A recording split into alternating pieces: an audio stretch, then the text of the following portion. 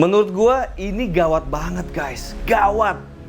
Gawat bagi masa depan bangsa karena kebijakan pendidikan di masa new normal ini bisa menjadikan generasi emas Indonesia yang seharusnya bisa kita andalkan menjadi penerus masa depan bangsa menjadi goblok. Goblok. Assalamualaikum warahmatullahi wabarakatuh teman-teman semua, balik lagi bersama gue Vasco Rusemi di Macan Idealis. Nah teman-teman, hari ini gue mau diskusi sama kalian mengenai skema pendidikan yang ada di Indonesia. Ini kritikan ini sangat penting buat gue karena ini menyangkut kehidupan dan masa depan bangsa Republik Indonesia.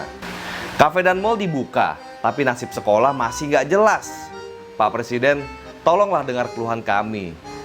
Tidak adanya kepastian di saat pandemi COVID-19 melanda Indonesia membuat dunia pendidikan khususnya sekolah juga harus melakukan reorientasi dalam banyak hal, khususnya penyelenggaraan kurikulum di satuan pendidikan. Meskipun dibuat skema protokoler agar bidang pendidikan tetap berlangsung di masa new normal, namun rencana penyelenggaraan praktik pendidikan secara langsung tatap muka menuai banyak banget kritikan dan juga penuh kekhawatiran. Bagaimana enggak coba? Komisi Perlindungan Anak KPAI menyebutkan 80% loh, 80% sekolah sebagai penyelenggara pendidikan tidak siap dalam menjalankan pendidikan secara tatap muka langsung sesuai protokol kesehatan yang telah dibuat. Dimulai dari fasilitas kesehatan di sekolah, jaminan sekolah selalu dalam kondisi steril, pengaturan format masuk atau tidaknya siswa di sekolah, hingga penanaman nilai budaya baru kepada siswa di masa new normal ini. Apalagi proses pendidikan dengan metode online melalui Zoom dan teman-temannya. Apakah pemerintah bisa memberikan internet atau gadget gratis bagi seluruh peserta didik? Menurut gua ini gawat banget guys, gawat. Gawat bagi masa depan bangsa karena kebijakan pendidikan di masa new normal ini bisa menjadikan generasi emas Indonesia yang seharusnya bisa kita andalkan menjadi penerus masa depan bangsa menjadi goblok. Goblok? Gimana enggak? Karena banyak banget curhatan yang masuk di akun sosial media gua, baik itu dari orang tua murid, bahkan dari guru-guru yang aktif berkecimpung dalam kebijakan pendidikan new normal ini. Banyak sekali kasus dan keluhan orang tua murid yang tidak sanggup menemani anaknya menjalankan program tersebut. Guru-guru pun mengalami keluhan yang sama, karena dengan metode pembelajaran konvensional aja peserta didik masih banyak banget yang sulit memahami materi yang diajarkan. Di daerah perkotaan aja deh, bagi yang mampu secara ekonomi, masih banyak banget orang tua murid yang masih kewalahan membagi waktu mereka untuk membimbing anaknya karena mereka mempunyai aktivitas pekerjaan di luar rumah. Mereka masih bekerja di saat waktu anaknya mengikuti sekolah online tersebut.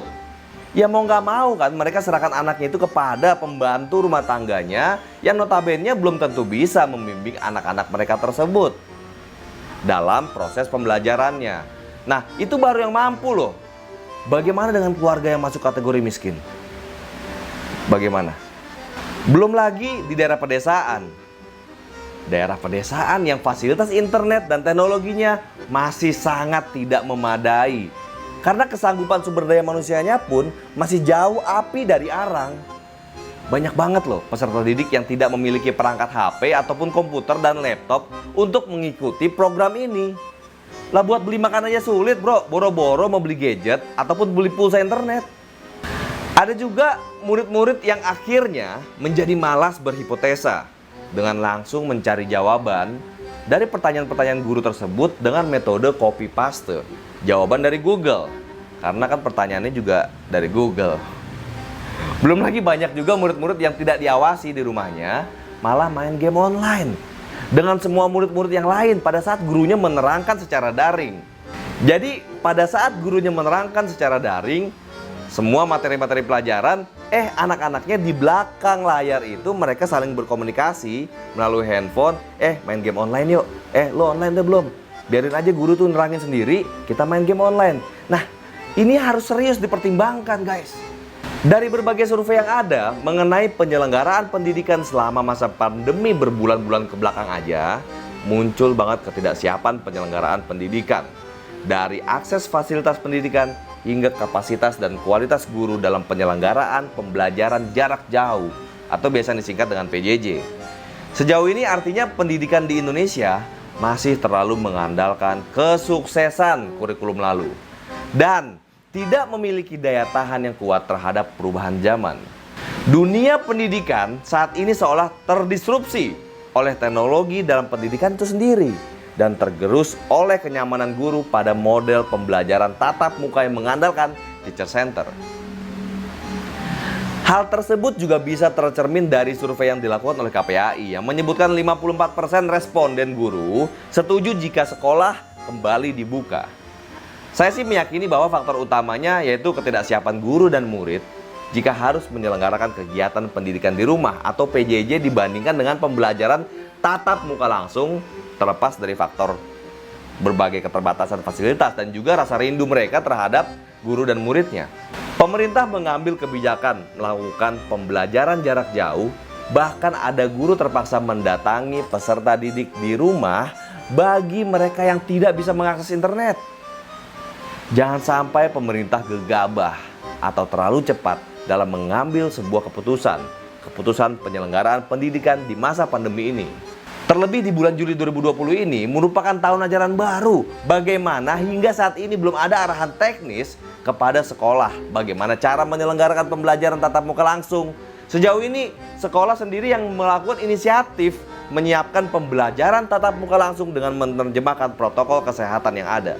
Menurut gua hal ini harus dipikirkan lebih serius lagi oleh pemerintah pusat.